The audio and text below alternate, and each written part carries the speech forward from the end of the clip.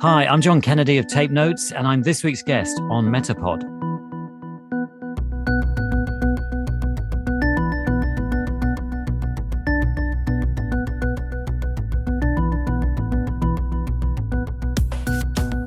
You're listening to MetaPod, where we unpack the web's most interesting podcasts and the stories behind them, hosted by Wendy Morrill and Kevin May.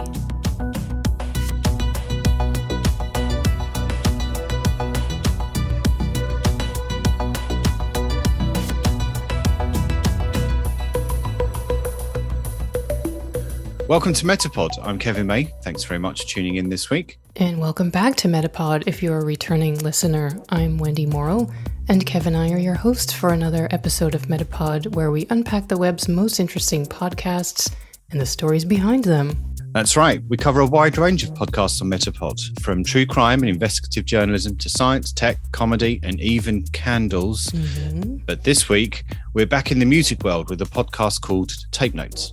Our guest on this episode of MetaPod is John Kennedy, the host of Tape Notes. The podcast is centered on the art and craft of music production and allows listeners to eavesdrop on the creative process of making an album and puts the spotlight on artist-producer relationships.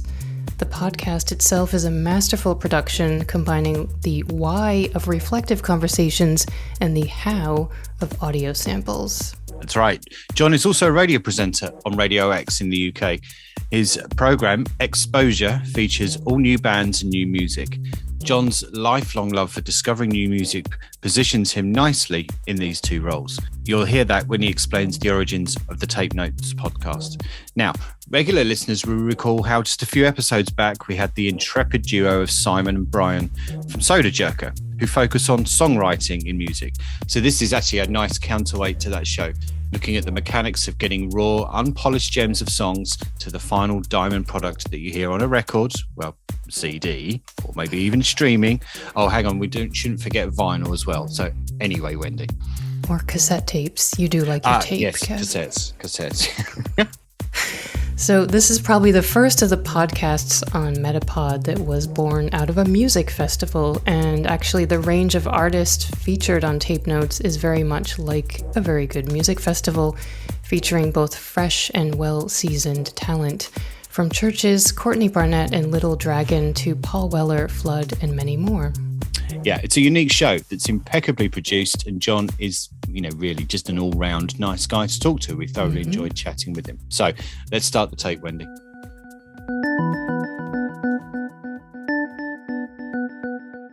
A very warm welcome, John Kennedy of Tape Notes. You are our guest this week on MetaPod. It's a pleasure to have you here to join us. It's a real pleasure to be here, Kevin. Thank you very much. Yeah, thanks for joining us. So this might be a bit of a pointed question, and obviously destroys the whole point of the podcast. But I wonder, is there an actual benefit to learning about how records are made? Or should there be some kind of mystique involved?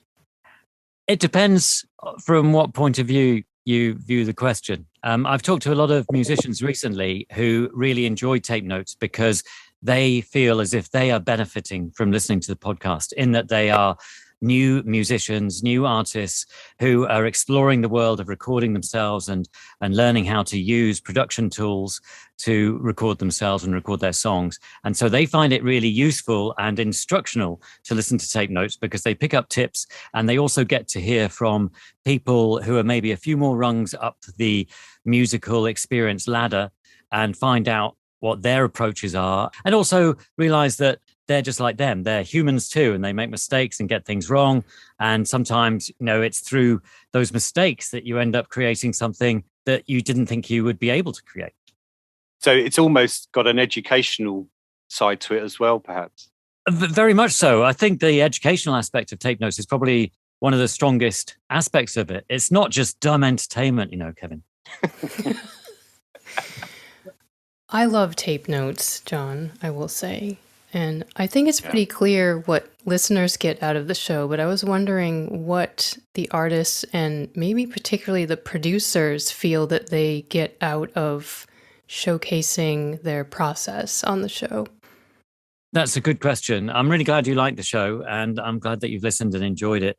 I wonder the same thing, but I think sometimes artists and producers enjoy being on the show because they get to talk about what they're really excited about. Often, particularly for artists, they get caught up in questions with regard to their personal life or life on the road or their political views or things like that. Mm-hmm. And so often I meet musicians and I meet producers, and the thing that they're most interested in is music and making and creating and recording music. And that's the thing that really fires them up and gets them really enthused. And I think that for many artists, they enjoy being on the podcast because they get to focus on that specifically. And the producers enjoy being on the podcast because they rarely get the opportunity to speak about what they do. And yet they want to because they know so much. They've got so much knowledge and experience. And usually they would be sharing this with the artists that they're working with at that particular time. But here they get to do that with somebody who doesn't know anything. That's me. And the people that they've worked with in the past, you know, the artists that they've worked alongside. And I think that's one of the reasons why they enjoy it, because they get to talk about what they really love doing. We're in a situation which is all about that and not about being judged in any other kind of way. I think that for many people in the media spotlight, they probably feel that they're being judged the whole time, that there's some, you know, whatever they say will be taken apart and examined and then maybe spat back at them. And they don't need to worry about that so much with tape notes. I think maybe you're being a touch humble there when you say you don't know what you're talking about. And I wonder, because of your background, you know, you're a radio presenter, you do know what you're talking about, though, don't you? So if they're starting to talk about a certain type of desk that they use to mix it, or an ARP synthesizer or something like that, you do know what they're talking about, don't you? A little bit, not a lot. I mean, I'm somebody who's been madly keen on music for the majority of my life, you know, since my early teens. And so because of that, I've been listening to a lot of music and I've been reading about a lot of music. And the few times I've attempted to make music, I've quickly walked away from it, either through laziness or ineptitude or lack of ability, and gone back to just enjoying the music that I can listen to and go and watch played live. And I'm fascinated by the stories around the music. And so, you know, I think over time I've absorbed enough knowledge that I can nod and maybe possibly ask a question that seems like I vaguely know what I'm talking about. So your work won't be featured on tape notes soon? No. Okay. So with that in mind, though, did you learn a musical instrument as a kid? I didn't, not properly, no. I spent maybe a few weeks as a 9-year-old attempting to learn the trumpet and quickly abandoned that. And maybe around the same time, I had a few piano lessons with an octogenarian who lived around the corner from where we lived. And I don't think at that age I was able to really relate to octogenarians. And I felt I just didn't get on with her. And it was something that my mother had suggested I do. And although the trumpet thing, I think, was probably a peer thing, like somebody else in school was learning the trumpet. So I thought, oh, I'll give that a go. And I think I liked carrying the case with the trumpet inside it. But yeah, I was very lazy too. So, and it seems to me that anything involving work, you know, I've kind of often walked away from. And so that like later when I was a teen, I did get a guitar, an acoustic guitar, and it had a really high action. And so I had to really press hard on the strings to try and hold them down to form a chord. And yeah, it was more fun just kind of making a racket with it than it was actually getting very far with it. I mean, it's terrible. I don't mention this to many people, but you know, it's appalling that I couldn't make any progress whatsoever with these instruments. If I understand correctly, the podcast was born out of a festival. Is that correct? And could Yes. you tell us a little bit about that story? Yeah, sure. So I have been a radio DJ for a long time. So I do a show called X-Posure, which is on Radio X. And before that was on a station called XFM, which Radio X was born from. And so the show that I do has been going for 20 plus years. And before it started, I was involved with XFM and I was doing other radio shows. So I've been doing this a long time. And through the radio show, I met a band called the Laurel Collective, who I was really keen on. And they were in session on the show, and I put them on at a couple of gigs that I hosted. And they showed me some footage of a festival that they were involved in. This was backstage at some event that I was hosting, and they were saying, "Hey, look at this. This is this festival that we've been running." And I thought it looked amazing. I said, "Oh, wow, that looks fantastic. I've got to come to the next one if you're going to host it again." And so the following year, they got in touch and said, "Well, John, do you want to be the compere for this event? We need somebody who could go up on stage and introduce the bands, and we'd love you to do it because we've seen you do it at the events you do, and come along, it would be a lot of fun." So I accepted the invitation, and it was a lot of fun. One of the interesting things about it was that it was in a wood in Kent, on the edge of Sussex as well, so the Sussex-Kent border. Within the wood, there must have been a quarry at some stage, a small quarry, because there was a kind of hollowed out crucible or bowl that that would kind of lend itself to kind of standing around on the side and putting a stage in it. And they'd done this for a couple of years, and it had a really magical atmosphere to it. And it was just such a lot of fun. And a lot of the artists that they were putting on at the festival were bands and singers and songwriters that had been on my radio show, so I was already familiar with them. And then some of the other artists were people that I was unfamiliar with, and I got really excited by the people I got to see for the first time there that I had no knowledge of. And Anna Calvi is a good example of that. So she was the first person on the main stage that year and completely blew me away with her striking performance and her amazing sound.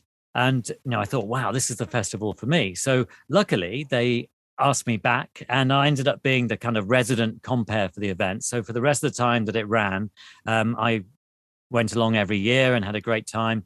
And it was just, the festival grew, but it couldn't really grow beyond 1,000 people. That it had because of the size of the site, it had a kind of inbuilt limit to what it could achieve in that way. Sure. So they wanted to grow the festival, but they could only grow it so big. And in some ways, that's where the podcast was born, because they were looking at ways that they could take some of the creativity and enthusiasm for music that they had there. Because one of the things that they were excited about was bringing new artists that were very new and giving them a chance to perform. And so they explored various ideas about how they could do that in a podcast form, because as an adjunct to the festival was that one of the members of the Laurel Collective was a guy called Charlie Andrew. He was the drummer in the band, but he was also a producer. And at the same time as being in the band, he had started to record people. And one of the bands that he had recorded were Alt J, who went on to great success. And so his producer career took off. And because they were all interested in that, they would run sessions in a barn near the site, because the wood was on the site of a farm. So there was a barn on the farm. And so they would get the musicians to go into the barn and perform and play some songs, and they would record them, and then they would film these sessions. And so they'd explore this idea of recording bands and trying to get it out there. So they had a In the Woods website, and you could go and watch the barn sessions and see some amazing performances by some of the amazing performers that they had, be it Laura Marling or Leanne La Havas or The Invisible, Alt J I mentioned. I'm trying to think of Young Fathers performed there. So all sorts of people played, and many of them recorded these barn sessions. And so they were very interested in recording and how you record people. And so out of those conversations they were having, they came upon the idea of, how about we explore the world of production and how artists and producers work together and somehow unravel that magic that they create, and also maybe get to eavesdrop on that chemistry that they have, on that great kind of friendship and interaction that they have. And so the podcast was born from that idea. And Tim and Will, who were friends of Charlie, who helped stage the festival, they were the ones who were very interested in the podcast. And they very kindly approached me and said, well, John, you were doing the comparing. How about you be the host for our potential podcast? And I was really up for it. I thought the idea was great because it also complemented something I was doing on the radio show. So on X-Posure, for many years, I'd run this feature called the X-Posure album playback, where I would play the whole of a new album as it was about to be released. And I would get the artist to talk me through it track by track, from people like Radiohead or the Chemical Brothers to more recently Wolf Alice or Royal Blood. Often we would do it just before it was being released, so there was a great sense of anticipation, and people would tune in, and the band would be telling the listeners all about the album. So I was already exploring the art of the album in a way on the radio, and so that seemed to complement the Tape Notes podcast idea nicely too. So we kind of brought the two together, and Tape Notes was born. Okay.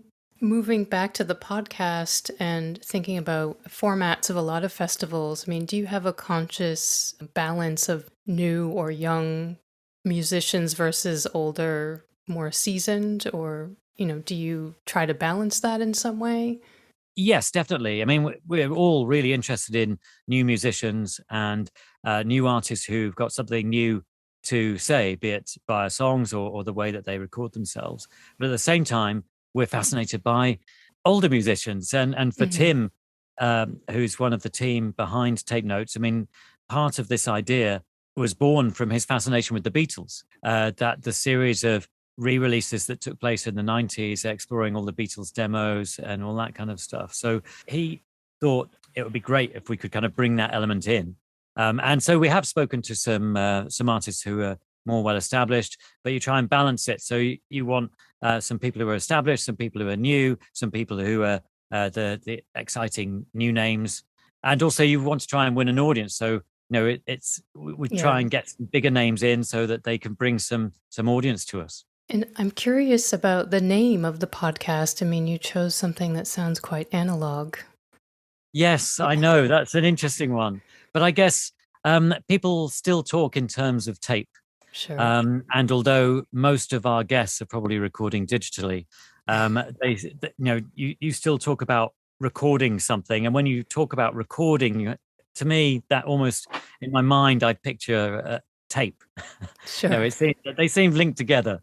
And although, tape is maybe an antiquated term now, but I think people understand. Hopefully they understand what we're talking about. And, and it goes back to the idea that in the past, people would have made notes about the tapes and, just from labeling them so that they knew what they were, to saying, the kind of comments that, that this needs more reverb on this, or, all that kind of information. Yeah. I mean, I think this afternoon I've seen Sonic Youth say that something's been reissued on cassette. So tape is still here. There's a cassette cult in the world. Yes. In terms of which songs are showcased on Tape Notes, because you do pick a few songs from an album, do you personally select the songs, or how does that process work with the artist and the producer? And what makes a good song to dismantle on the show? Yeah. Well, we usually ask the artist or producer to come up with the suggestions. I mean, sometimes they bat it back to us and say, well, what would you like to talk about? But then we usually bat it back to them because in some ways, depending on the project, they will have the best idea about what is most interesting to them as well, about what they want to talk about. Because I think for some people, some of the songs that they've recorded seem really straightforward and not a big deal. And so that they're not so excited about talking about those necessarily. Whereas it's often the songs that they choose are the ones that they feel, we learned something here, or we tried something new here, or the kind of arc of the evolution of this song is really interesting, or this is a song that we actually have the various different stages in recorded form that we can share with people. So I have the voice note I made on my phone when I was walking down the road and humming a tune through to the finished result. And so they know that they've got to tell a story with what they're doing. Now, they don't necessarily have to, but ideally. And so often they'll know whether they're able to tell that story and know what they've got that they can tell that story with. Sure. Have any of the backstories around the production of albums and tracks surprised you, whether it's the process or anything else? That's interesting, because in some ways it's all a surprise. But I think the main surprise is that nothing is a barrier to creativity in a way. The ideas seemingly come out of nowhere and often in odd circumstances. And the great thing is that so many people now are able to use technology to their advantage, and are able to capture their ideas almost as soon as they have them. So we've had people who have talked about coming up with an idea, recording it on their phone as they're walking down the street. Other people might be using a program on their phone while they're on the bus, listening to the sounds that they create on their phone through headphones. Other people will go and try and record in a house without any electricity, where they have to bring a generator, but they want to be in that place because it has the right vibe. It has the right feel for what they're trying to do.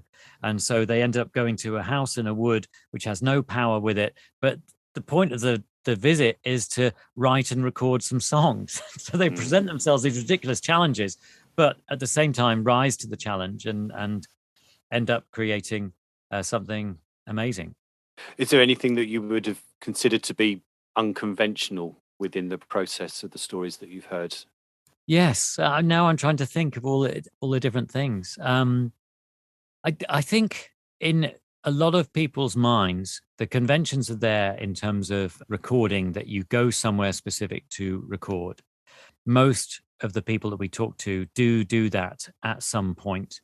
But at the same time, especially now with technology, they often end up recording in a variety of places. And those things that they've recorded really as just notes for future use sometimes end up on the recording. It was really funny with the Lumineers, because one of them was telling us this story about how he went on a motorbike ride, because he wanted to clear his head and was, kind of get away from things. And so he's in North America, he's on this big long journey going off through the woods. And he stops to have a pee, but he has this idea in his head. And so he gets his phone out and he's recording this idea that he's got, kind of whistling it while he's having a wee. And he actually had the recording to share with us. And it was just really funny. Okay. So I think there is kind of no barrier these days. No. Yes, that would be in my bracket of unconventional, I suppose. I suppose what's interesting, more of a comment than a question, is that, perhaps a light has been shone on production and just the formation of songs just by virtue of that, the new Beatles Get Back release. Yes. And in particular, that segment when McCartney is almost writing a song in real time over the course of a couple of minutes, which is an extraordinary piece of film.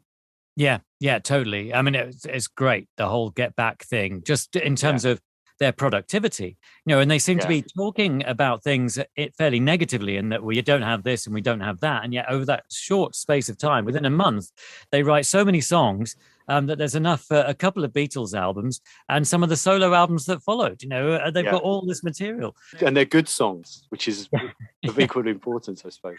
Yeah, totally. I'm curious about this one, John. Is there a definition of what a good producer is? Or is it purely in the eyes of the beholder? Because you often hear people say, he's a great producer. And I just wondered, perhaps people that are listening who don't quite understand the mechanics of what a producer does, what you would say defines a good producer. I mean, obviously, that term, good producer, is relevant to the particular project. Producers seem to have a number of different character traits that would end them being qualified as a good producer. And some of those character traits are a lot of patience, an ability to get on with people, an ability to understand artists and the way that their minds work and how they communicate. And often the producers who end up being thought of as good are great communicators in that way, and are able to pull out of people their creativity, but also know when to step back, know when to take away some pressure, and know how to respond to people. So you've got to be an amazing communicator and an amazing people person to be a good producer. But at the same time, you also have to have a lot of knowledge and a lot of technical know-how, so that an artist can put their faith in you and know that you've got it covered when it comes to the technology side of it, that they're not going to lose a recording, or they're not going to lose a moment because the producer hasn't set things up or doesn't have a little team around him that can help set things up immediately so that things don't get lost. And related to that then, so with regards to the team, what does the engineer do for those tuning in still that are not quite sure? Sure. Well, an engineer can end up doing so many different jobs. And depending on your point of view, they could be the producer. And many engineers go on to be producers. But it seems to me, having met quite a few producers now, that they usually find some really great supportive people who can multitask and are able to reinforce their knowledge of the technology, particularly as, say, computer technology keeps changing and evolving. Sometimes the younger engineer who might be more on top of that can bring their knowledge to the fore and be able to be a great kind of backup person to the producer who's more worried about the take or creating the right atmosphere. But the engineer can be the kind of support behind the producer. So in a way, while the producer is the first support for the artist, the engineer is the support behind the scenes. And that might mean knowing where to get a bulb for a light fitting so that people can see what they're doing. Or it might mean that when a laptop stops working, that they can get it working again. Or when a file seems to get corrupted, they know how to uncorrupt it. Or that they know how to tune an instrument better than the artist might do. Or that they know, oh, well, actually that jack needs this to work with it, to make the most. Or that lead, that's a faulty lead. It's got lots of crackle on it. Quick, swap it out. We've got another one here. And we can get that going as quickly as possible. So, engineers are vital. And it's interesting when, say, you meet a producer like Paul Epworth at his studio in Crouch End, Church Studios, and he's got some great engineers there who are like his right-hand people who are a great support to him. And these people are fundamental to the whole process. And it really is clear that, often engineers go on to be producers, and many great producers were engineers to start with. I think what I find interesting about tape notes is that they're often this conversation that the show starts with between the artist and the producer, where they're describing how their collaboration started. And often these are their friendships or acquaintances, and it's almost as though people are kind of hesitant and they're sniffing each other out to find out if it's a potentially good collaboration. They also have a lot of respect for each other, but don't really want to say it directly. I mean, would it be fair to say that there are these mentor type relationships and collaborations and more for hire relationships? I think so, yes. And I think that maybe the ones that we get on tape notes are often more the mentor rather than the hire, just because they're probably more willing and more excited and more interested in meeting up again and going through a project again because they admire each other and they love hanging out together. And it's an opportunity to hang out with somebody again who you've spent an intense time with. I mean, sometimes these people, when they work together, it's a very intense experience and very full on, sometimes over either a really short, intense experience or stretched out over a long time. So you get to know each other very well, I think. It's like producing MetaPod. Yeah. Yes. Speak for yourself. Sure. I mean, it's interesting because when you were asking about what a producer does or what particular skills or talents they need, there is another side to production that we haven't probably explored as much or at all, in that there are there or have been legendary producers. We'll take Phil Spector as an example, who seem to use threats as a way of getting the best out of their artists. And you just think, well, how on earth could that be? How could that possibly work? I think maybe it does in some circumstances, but whether they would go and rejoin each other to discuss how they wound each other up and inspired each other by pushing each other to the edge, that's something that maybe writers get to explore a bit more than people trying to capture these instances in a podcast. In terms of your show's production, I mean, the conversations and the sharing of clips and tracks, it sounds completely effortless, which is obviously a compliment to whoever produces the show. But what is it actually like doing that? Yeah, no, one of the things that I really like about doing tape notes is that for the radio show that I do, I generally have to do everything from book the guests to edit the interviews, all that kind of stuff. I do myself. I enjoy it. I like doing it. With tape notes, I just have the freedom of doing the research, talking to the people, and then walking away. and leaving leaving all the difficult stuff to Will, who's the technical expert on the podcast. And so he's a brilliant editor of music, but also of speech, and knows a lot about the various different techniques that you can use to make things work really well.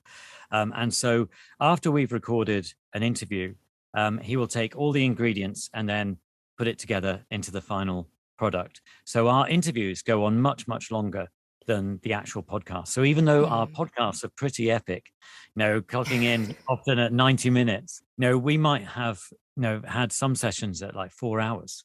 And also the advantage of doing things that way are that you give people time to find the files.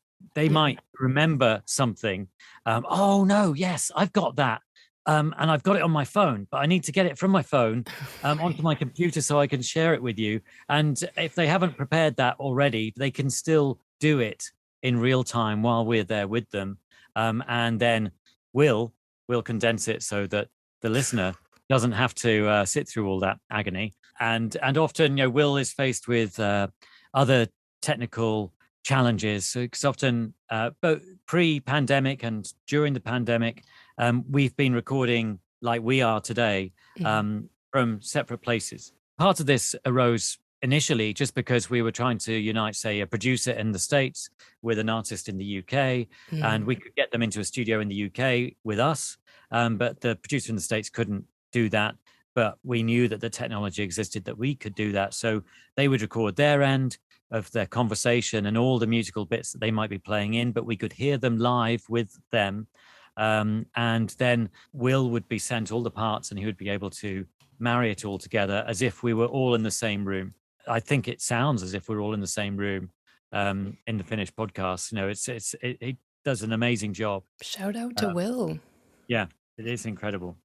A phrase that often gets used by critics, and we know that many critics aren't actually particularly good, but I wonder, you often hear the phrase, an album or a track has been overproduced. What do they mean by that?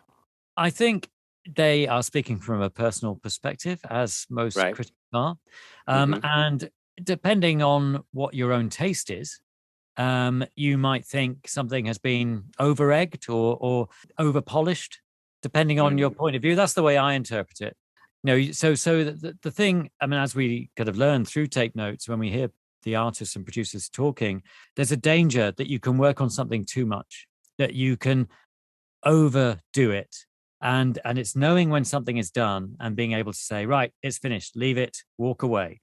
For some critics, they might think, oh, they've gone too far on this one. They've really thrown everything at it and they should have held off a little bit. And I would say, that is a personal taste thing, really. Ultimately, all criticism is subjective, really. It's hard to be completely balanced. And sometimes in hindsight, I think artists and producers themselves might say, well, you know what, we did overdo that one. It depends. As becomes clear when you listen to podcasts like Tape Notes, that technology and music recordings are kind of intertwined, in that big leaps in musical styles are often connected to technology, be it the advent of a new kind of instrument or the advent of a new kind of recording facility. And when those arrive, often people get very excited and embrace them wholeheartedly to the point that they overuse them. And suddenly they decide afterwards, oh no, that's just terrible. We really went to town on those drum machines. No, we really shouldn't have done that. Or, and so certain eras get associated with those certain sounds. And then people get tired of those sounds. They're overused and they say, oh, right, saxophone solos are out.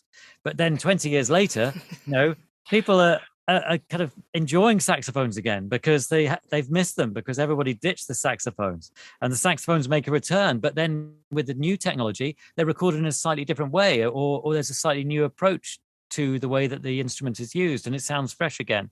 If you've listened to any style of music over a long period of time, you hear that evolution. Or basically, if you're old and you've been around and you've lived through a few eras, then you can see these changes and see them come back in and then go out of fashion again and come back in.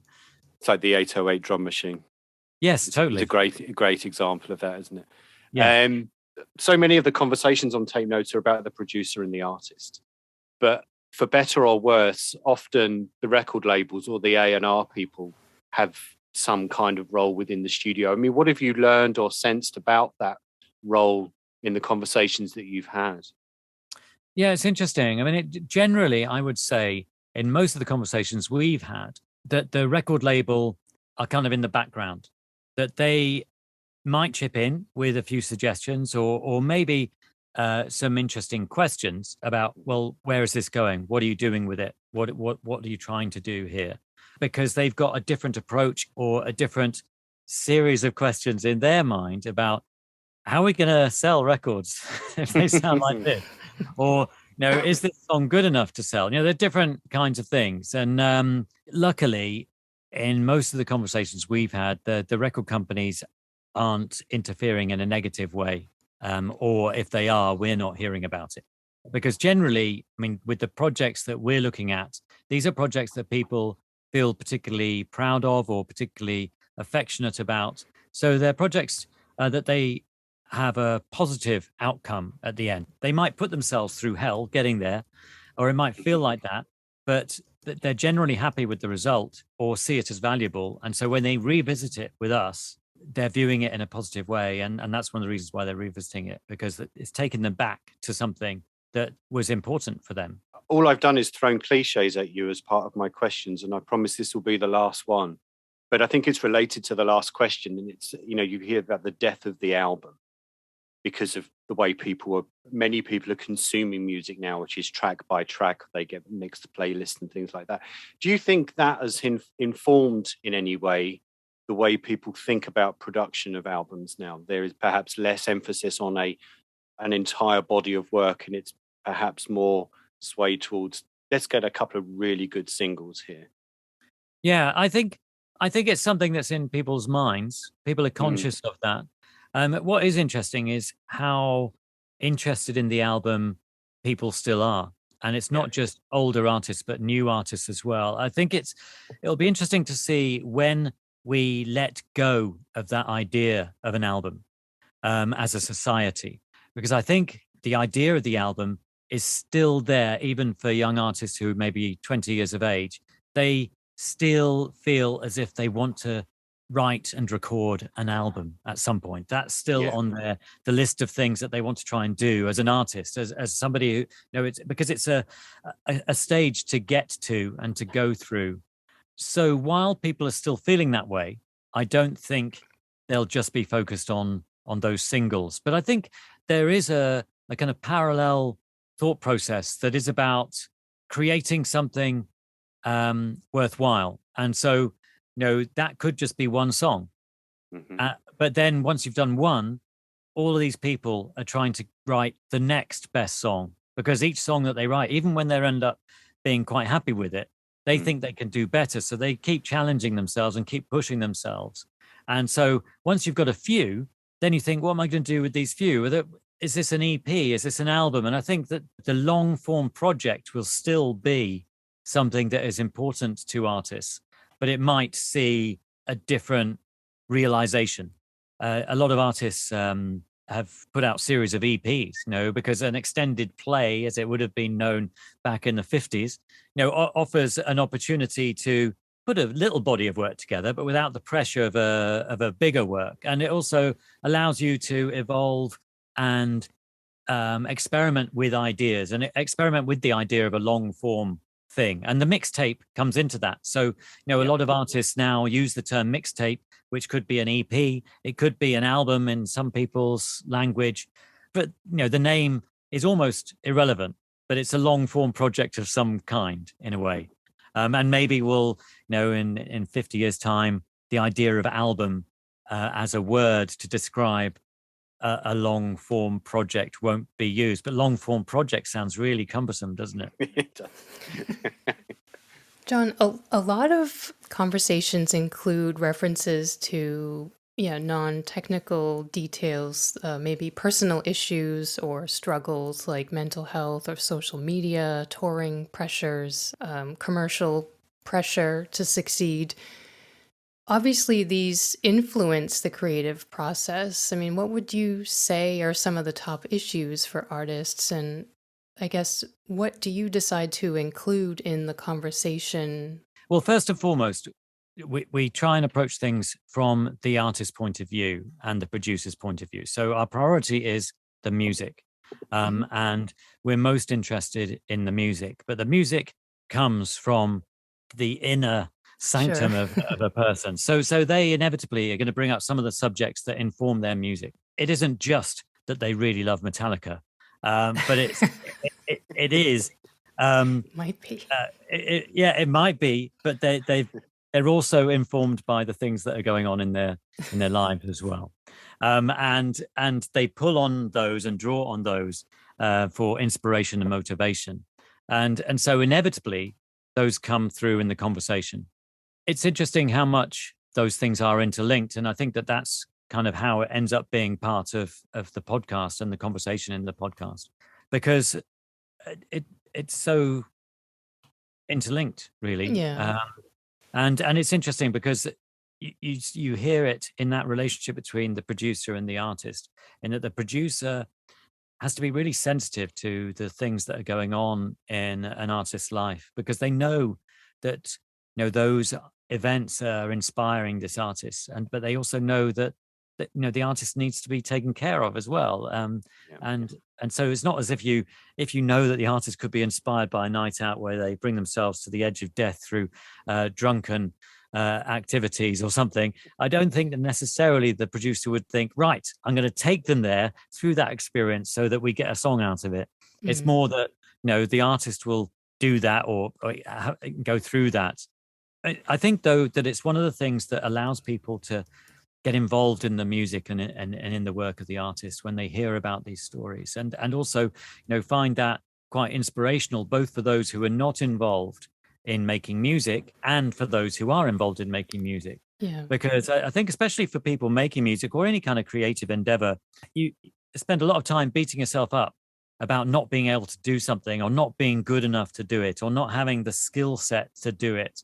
And one of the great things about the conversations we have on Tape Notes is that we find out that all these amazingly talented people go through all of those anxieties and get through the other side. And through hearing how they do that, often that can be really helpful, I think. Not just to learn how to balance an output on a particular piece of equipment, as useful as that is, but it's being able to balance yourself enough so that you can capture your inner feelings is a skill in itself. So we're coming up to the end here, John, and as it's Christmas, we can see your Christmas jumper every now and again. I've got a Merry Cribsmas t-shirt. So the band The Cribs last year put out a sweatshirt that says Merry Cribsmas because they put out a Christmas single last year. So Christmas quiz, quick fire, rapid fire round, whatever way you want to call it. Are you ready? I'll try, as ready as I'll ever be. You don't need a sip of mulled wine and a mince pie. I'll have a sip of water just in case. No. Cheers. Okay, hopefully simple at the beginning, but then we're really going to make you think. Okay, so who is your favourite producer? Wow, my favourite producer. That is a hard question. These were supposed to be the easy ones, sorry. Yeah, I know. Well, I'm useless at making decisions. So, I mean, because we've mentioned the Beatles, I'll say George Martin. But then I think, the 60s, Shel Talmy, who produced The Who. It's such a shame, a nightmare that he didn't continue to create the great work that he did in the 60s with bands like The Who and the Kinks. There are so many producers. Okay. I'm trying not to mention anybody on the podcast because, that would be unfair. Favorite episode? Episode? Yeah. That is really tricky. Again, I can't choose favorite children, but at the same time, there were some special experiences. Yes, you can. Well, I mean, I felt and found that it was a really special experience to be in the company of Nitin Sawhney for the episode that we recorded with Nitin, just because we got to go to his studio where he writes and records these days. we had the conversation with him sat at a piano with a guitar to his left or right.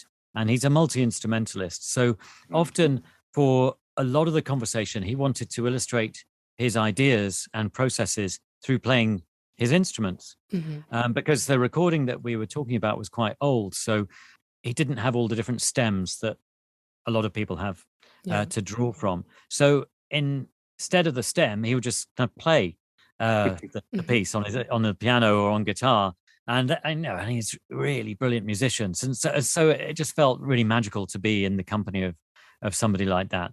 But it's also great to watch the magic and the love between people. So say a more recent episode, Mr. Dukes and Barney Artist, who have such a kind of mutual fan club and enjoy each other's company so much. It was great to kind of be able to hang out with them and watch their chemistry. And the 1975, which has to be our most popular episode, where we get George and Matty to talk us through their writing process and recording process. And I'd interviewed Matty quite a few times on his own, but it was great to get George in the room, who is the producer really of the band, because you really see how they bounce off each other and see that great chemistry they have, and how, Matty's got an extreme personality in a way. He's got so many ideas, so much going on all the time.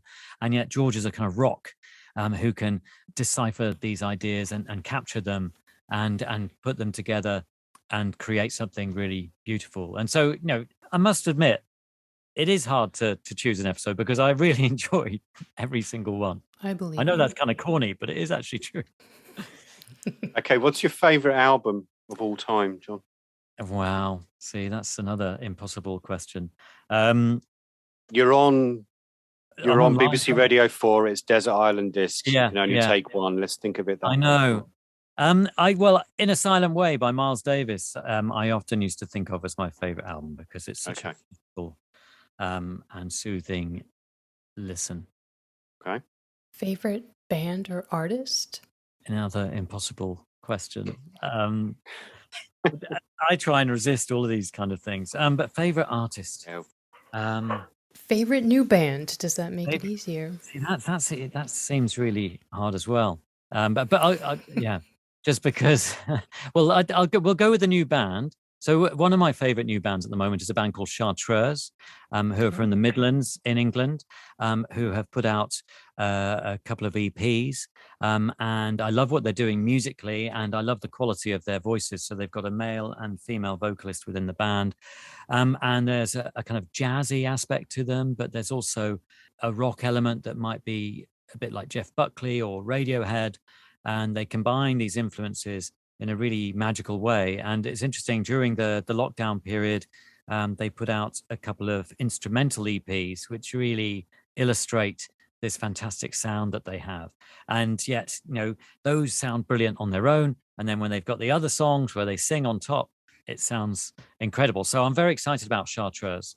And there are many bands. I mean, the show I do, X-Posure, is a kind of new music show, ostensibly. So every single day I've got a new band, but I'm fickle. So I move on really quickly, and that's why it's hard to find a favorite artist of all time, because I'm the lover who ditches them. Really You're quickly. A fast lover, really, huh? It's really unfair. No. Let's imagine for a moment then, John, that your trumpeting did take off, and you did figure out how to form a relationship with the octogenarian piano tutor, and you became an excellent pianist as well. And you've got to choose a producer for your new album. Who would you have? Who would I have? Somebody who was really, really talented and could do everything, and then I'd get all the glory. Okay. So I'm going to go for Charlie Andrew, just because he's part of the Tape Notes family and he is an amazing producer. And so, it would be great to have Charlie on board. He could make my tuneless warbles sound amazing. Okay. Favorite gig of all time? Wow, that is a hard one. And I have been asked that question quite a few times. I mean, there have been some that have been pretty magical. And so I'll cite one of those, which was getting to see Sun Ra and his orchestra on 2 nights in a row in London. both nights I was completely blown away. And the reason I went the second night was because I was completely blown away the first night.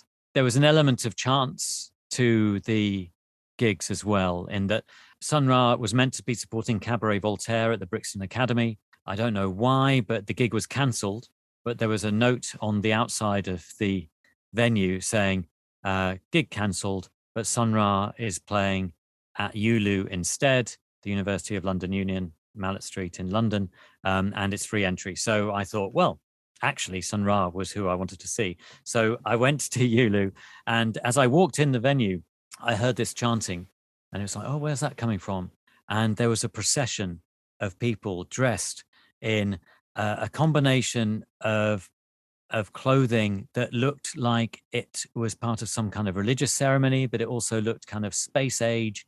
And this procession of people walked through the audience, and they were singing and chanting and playing instruments. And then they walked up on stage, and then they played a kind of 10-minute number, seemingly, to my untutored ears at the time, kind of pretty much improvised. I just didn't know what to make of it. And I saw that they were playing the following night at the Mean Fiddler, which at that time was in northwest London. I went to that night as well and got there early and got a seat, and again was completely blown away and bought an album from them, which is one of my favorite records of all time.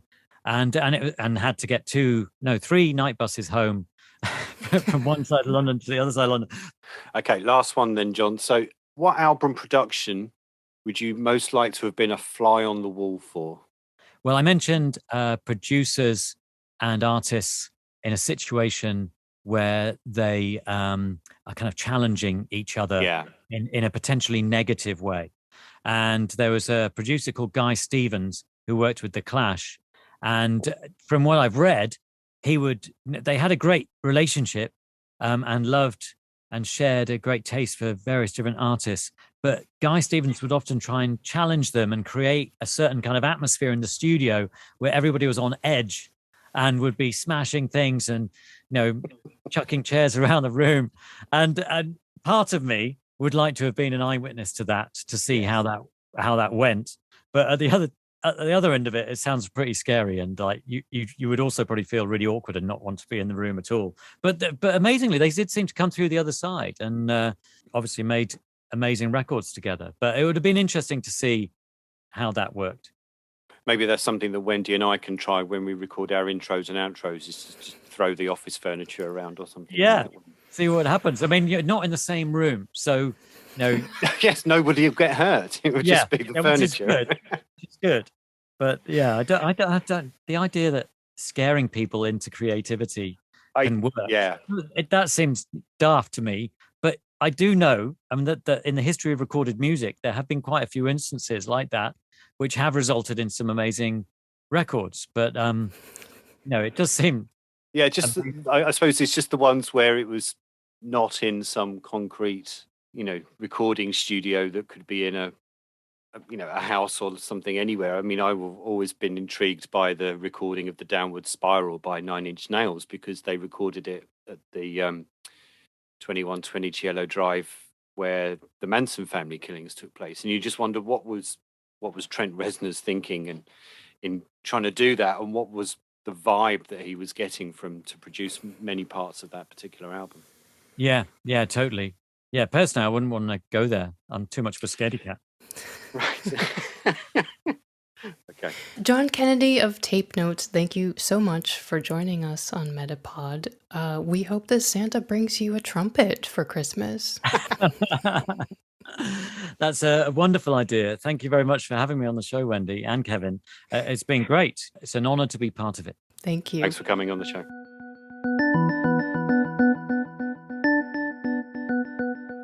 Thanks ever so much to John for talking to us about Tape Notes and music in general. If you like new music, then we encourage you to follow John and Tape Notes. They're both on Twitter, and you can find John on Radio X. As always, we've put links and more info about our guest at metapodshow.com, so take a quick look there if you'd like to know more. You can also make a suggestion to us there and find out who's coming to Metapod soon. Or I can tell you right now, Wendy. Oh, please do. All right. Okay. We'll be talking to Jennifer Strong of In Machines We Trust, a podcast about the automation of everything. Also, Rob Javier of 60 Songs That Explain the 90s, which is actually fairly self-explanatory, and Heather Lee of It's Nice to Hear You, the story of an audio matchmaking experiment. All great shows, so check those out if you're looking for some new listening material. All right, thanks, Kev. Yep, they're all really good shows, so meet us back here for those MetaPod interviews in the coming months. And until then, thank you for listening to this week's episode. That's all from us for now. Yep, we'll see you next time. That's it for MetaPod this time. Thanks for listening. MetaPod will be back soon with another unpacking of the web's most interesting podcasts. But in the meantime, make sure to subscribe at any of the usual places you find your other favourite podcasts. We'd hate for you to miss upcoming episodes, and we'd love it if you left us a review. You can let us know what you think of this episode by going to metapodshow.com. We'll see you next time.